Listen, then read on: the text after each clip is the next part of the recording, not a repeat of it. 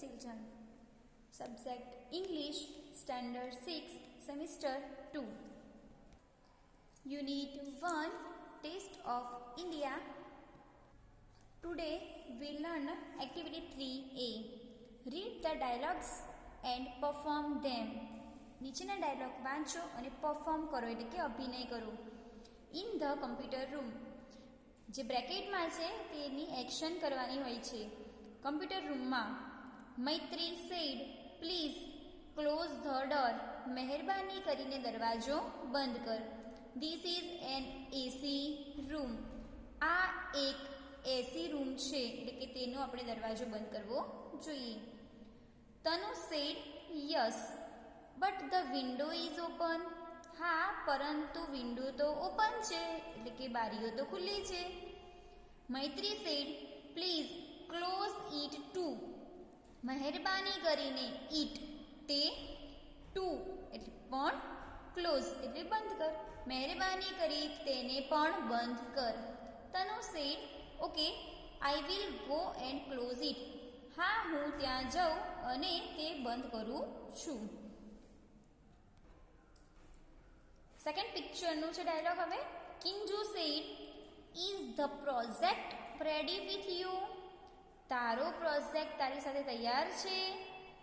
મૈત્રી sad શું તારી પાસે પ્રોજેક્ટ તૈયાર છે, એવું થાય છે કિંજુના ડાયલોગમાં. ત્યારે મૈત્રી સેડ, મૈત્રી કહે છે yes it is in my pen drive, હા તે મારા પેન ડ્રાઈવમાં છે. હવે જે બ્રેકેટનું છે એ એક્શન કરે છે. She opens her bag, તે તેની બેગ ઓપન કરે છે. And looks for the pen drive, અને પેન ડ્રાઈવને જુએ છે. Oh there is no pen drive in my bag, અરે બેગમાં તો મારી પેન ડ્રાઈવ નથી. I can download it from my mail, હું તેને મારા મેલમાંથી ડાઉનલોડ કરી શકું. Kinju will you please give me your pen drive, મહેરબાની કરીને મને તારી પેન ડ્રાઈવ આપ જેથી હું તારી પેન ડ્રાઈવમાં એ મેલને ડાઉનલોડ કરી શકું, એટલે કે તારી પેન ડ્રાઈવમાંથી હું તને બતાડી શકું. કિંજુ સેડ સોરી માફ કરો, આઈ કાન્ટ મારી પાસે નથી. આઈ એમ યુઝિંગ ઇટ નાવ, હું તેને ઉપયોગ કરી રહી છું. હું તને નહીં આપી શકું, આઈ કાન્ટ એટલે હું તને આપી શકું નહીં. આઈ એમ યુઝિંગ ઇટ નાવ, હું તેનો ઉપયોગ કરી રહી છું. I will give it to you after the recess, હું તને રિસેસ પછી આપી શકીશ, હું તને રિસેસ પછી આપીશ. ડ્યુરિંગ ધ રિસેસ દરમિયાન. Maitri said look here is my new lunch box, જો મારો આ રહ્યો નવો lunch box. Kinju said can I see it, હું તેને જોઈ શકું. મૈત્રી સેડ ઓફકોર્સ ચોક્કસ. બટ આફ્ટર ધ લંચ, પરંતુ લંચ કર્યા પછી. કમ જોઈન મી, આ અને મારી સાથે બેસ. જોઈન મી એટલે મારી સાથે બેસ. હવે activity 3B. Complete the dialogue, ડાયલોગને પૂર્ણ કરો. Use the sentences given in the box, અને બોક્સની અંદર જે નીચે ક્લ્યુઝ આપેલા છે તમારા આ એક્ટિવિટી બીના નીચે, એ ક્લ્યુઝમાંથી અહીંયા કેટલાક વાક્યો લખવાના રહેશે. જે બ્લેન્ક્સ છે તેમાં અહીંયા લખેલા છે તે તમારી ટેક્સ્ટબુકમાં બાકી હોય તો લખી દેવાના રહેશે.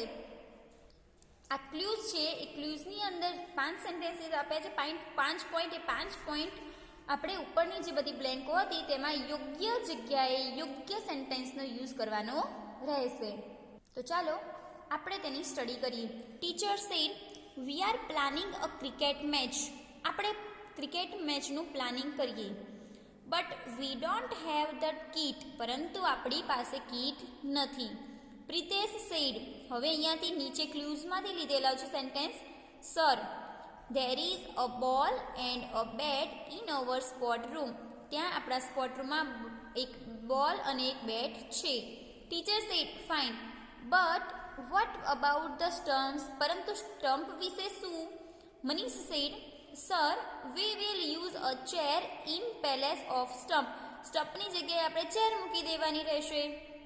Teacher said okay Manish, that's very good, ખૂબ જ સરસ. someone should bring a ball and a bat too. Okay, આપણે બોલ અને બેટ લાવવું જોઈએ. જસવંત said, સર આઈલ એટલે કે આઈ વિલનું short form I'll bring the bells. હું બેલ્સ લાવીશ. અહીંયા મિસ્ટેક છે તમારી ટેક્સ્ટ બુકમાં, બેલ્સની જગ્યાએ બોલ રહેશે. Teacher said, who will bring the gloves and helmet. આપણે ક્રિકેટ સ્ટાર્ટ કરી હોય તો ગ્લોવ્સ અને હેલ્મેટ જોઈએ, તો કોણ લાવશે? Nitin said, we don't need gloves and helmets. આપણે ગ્લોવ્સ અને હેલ્મેટની જરૂરત નથી. ડોન્ટ નીડ જરૂરત નથી. We will play with a tennis ball. આપણે ટેનિસ બોલથી રમીશું એટલે આપણે ગ્લોવ્સ કે હેલ્મેટની જરૂર પડશે નહીં. Teacher said, that's correct. તે સાચું છે. And who will be the umpire. Umpire કોણ બનશે? Manoj said, sir I think Maganbhai કદાચ બનશે. The mid day meal cook. તે મિડ ડે મીલ એટલે કે મધ્યાહન ભોજન યોજનાના કુક એટલે કે રસોઈયા છે. Is a big fan of cricket. તે ક્રિકેટના ખૂબ જ ફેન છે. He can be the umpire. તો તે એમ્પાયર બની શકે. Teacher said, that's good. તે સારી બાબત છે. તો અહીંયા આપણે એક્ટિવિટી 3B કમ્પ્લીટ થાય છે. Activity 3C, play this game with your teachers guidance. તમારા શિક્ષકના માર્ગદર્શન હેઠળ ગેમ રમો. Following dialogue will help you. તમારે હેલ્પ લેવાની છે તો તમને સૂચના મળે છે, સાંભળો. શિક્ષક વર્ગમાંથી 4 વિદ્યાર્થીઓને વર્ગની બહાર મોકલશે. એક વિદ્યાર્થી જે હશે એને એક વ્યવસાયકારના એક સાધનનું ચિત્ર અને નામવાળું કાર્ડ આપશે. આમ ચારેય વિદ્યાર્થીઓને અલગ અલગ વ્યવસાયકારના સાધનના કાર્ડ આપશે. તેઓને વારાફરતી આંખે પાટા બાંધી વર્ગની બહાર મોકલશે. વર્ગમાં પણ 3 વિદ્યાર્થીઓ હશે જે અલગ અલગ વ્યવસાયકાર બનાવી તેમને લગતા સાધનોના કાર્ડ આપવા. બહારથી વર્ગમાં જે આવશે વિદ્યાર્થી તે 3 વિદ્યાર્થીઓને વારાફરતી પ્રશ્ન પૂછશે અને વર્ગમાંના વિદ્યાર્થીઓ અવાજ બદલીને જવાબ આપશે. દાવ લેનાર વિદ્યાર્થીને 2 ચાન્સ આપવામાં આવશે, જેનો અહીં એક એક્ઝામ્પલ આપ્યું છે, જોઈ શકો છો. જે બહાર વિદ્યાર્થી હતો તે વિદ્યાર્થી અંદર આવીને બોલે છે. તેની આંખે પાટો બાંધેલો છે. Please give me the stethoscope. આંખે પાટે બાંધેલો છોકરો બોલે છે. જ્યારે ક્લાસની અંદર જે વિદ્યાર્થીઓ હતા જેને P1 P2 એવું નામ લખ્યું છે તો એ વિદ્યાર્થી જવાબ આપશે સોરી, આઈ કેન નોટ. વર્ગમાં ઉભેલ 3 છોકરામાંનો એક અવાજ બદલીને બોલશે. ફરીથી પાછો પ્રશ્ન બીજા સ્ટુડન્ટ પાસે જઈને આ એસ વિદ્યાર્થી બહારથી આવ્યો તો એ પ્રશ્ન પૂછશે, can you give me the stethoscope. આંખે પાટે બાંધેલો છોકરો વર્ગમાં ઉભેલા બીજા છોકરા પાસે જઈને બોલશે. ફરીથી બીજો સ્ટુડન્ટ હતો જે બાજુમાં ક્લાસની અંદર હતો, નો આઈ કાન્ટ. એ જવાબ આપશે અવાજ બદલીને, ના મારી પાસે નથી. ફરીથી પાછો પેલો સ્ટુડન્ટ બહારથી હતો એ ત્રીજા વિદ્યાર્થી પાસે જઈને પૂછશે, can you give me stethoscope. શું તમે મને સ્ટેથોસ્કોપ આપી શકો? પાછો સ્ટુડન્ટ જે ક્લાસની અંદર હતો એ અવાજ બદલીને બોલશે. જો એની પાસે હોય તો શું બોલશે? ઓ શ્યોર, હિયર ઇટ ઇઝ. હા ચોક્કસ, આ રહ્યું તે. એટલે એને કયું કાર્ડ પહેર્યું હોવું જોઈએ? ડૉક્ટરનું.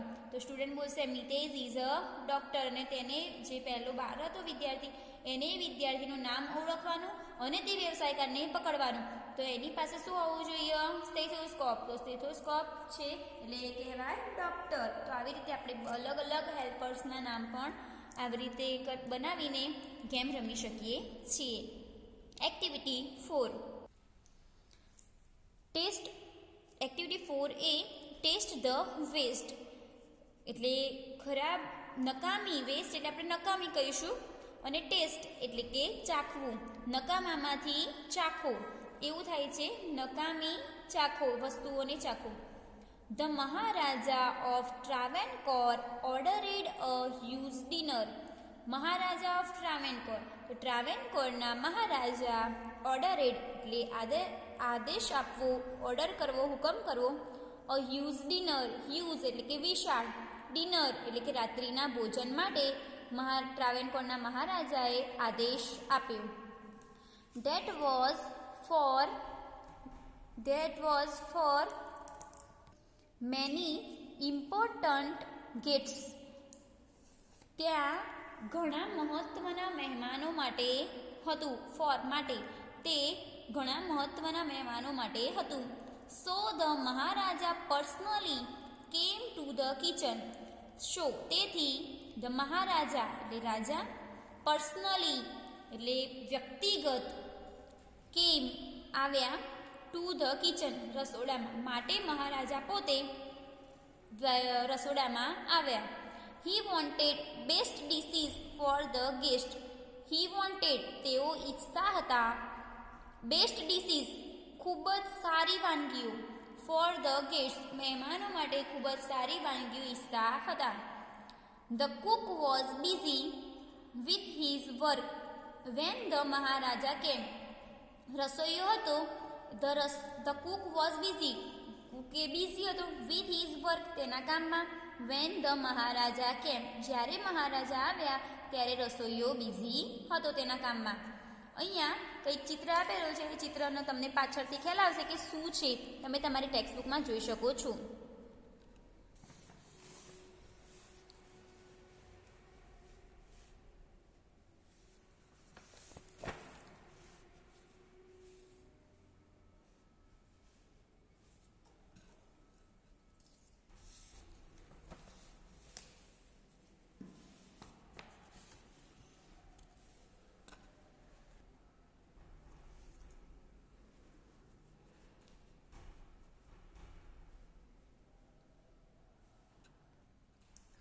Cook said, welcome my lord, I am happy to see you here.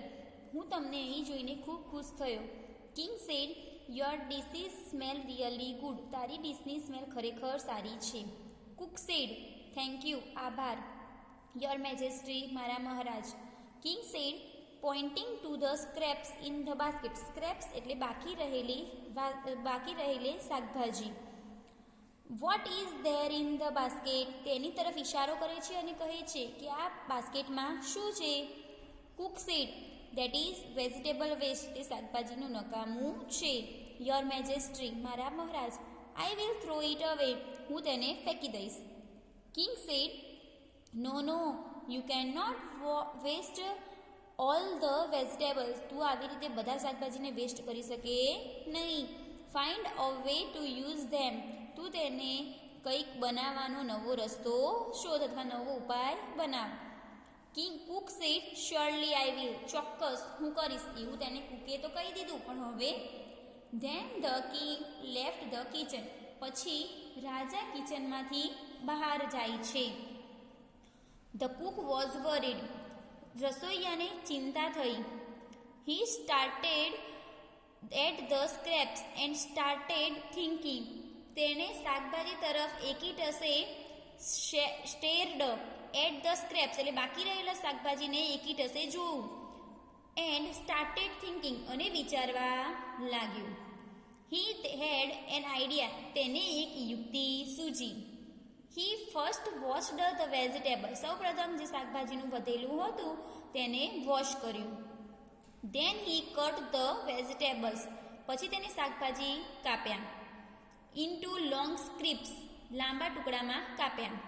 He put then it a big pot. તેને એક બિગ પોટ એટલે કે મોટા ઘડામાં મૂક્યા, મોટા વાસણમાં મૂક્યા. He started to cook it. તેને ચડવા મૂક્યા. He ground some fresh coconut. તેણે કેટલાક તાજું ટોપરું તેની અંદર નાખ્યું. Green chillies and garlics. લીલા મરચાં અને લસણને પણ વાટ્યું. ગ્રાઉન્ડ એટલે વાટ્યું. ટુગેધર એટલે સાથે. He added this paste into the vegetables. તે પેસ્ટ જે હતી ગાર્લિકની, કોકોનટની અને ચીલીની, તે પેસ્ટને તેની અંદર નાખ્યું, જે સ્ક્રીપ્સ હતી તેની અંદર. He then added salt too. તેની અંદર મીઠું પણ ઉમેર્યું. He added some whipped curd to the curry. તેણે ફીણેલું દહીં, વિપ્ડ કર્ડ એટલે કે ફીણેલું દહીં પણ તેની અંદર નાખ્યું.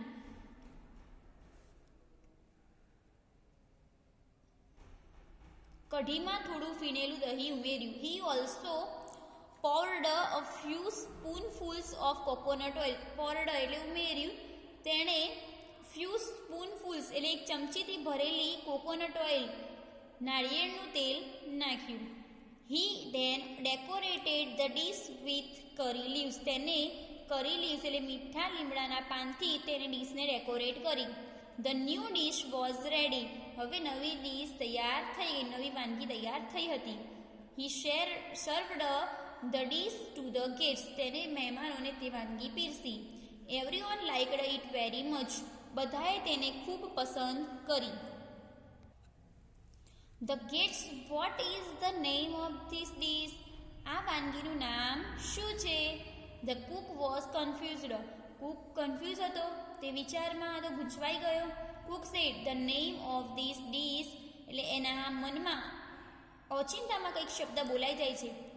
અવિયલ એટલે એને બોલાય avial. Avial become famous all over Kerala. તેના મનમાંથી શબ્દ નીકળી ગયો, એક વાનગીનું નામ બની ગયું અવિયલ. તે કેરેલામાં ખૂબ ફેમસ છે. એન્ડ જસ્ટ ઇમેજિન, થોડુંક વિચારો, it all came from a basket of waste. શાકભાજીના જે નકામી વસ્તુ હોય, જેમ કે આપણે કોબીઝ છે કે ફ્લાવર્સ છે, તો એના જે વધારાની સ્ક્રિપ્સ બચ્યું હોય તેનામાંથી બનાવેલું છે. Do you know who the cook was. તે રસોઈયો કોણ હતો? It was Bhima. તે ભીમ હતો. One of the Pandavas. એક વખતે પાંડવાસ વખતે. And the king was king વિરાટા.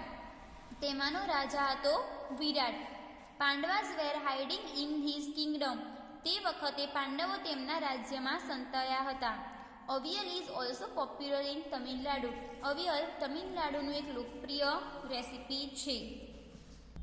Next વિડીયોમાં આપણે નેક્સ્ટ એક્ટિવિટી સ્ટડી કરીશું.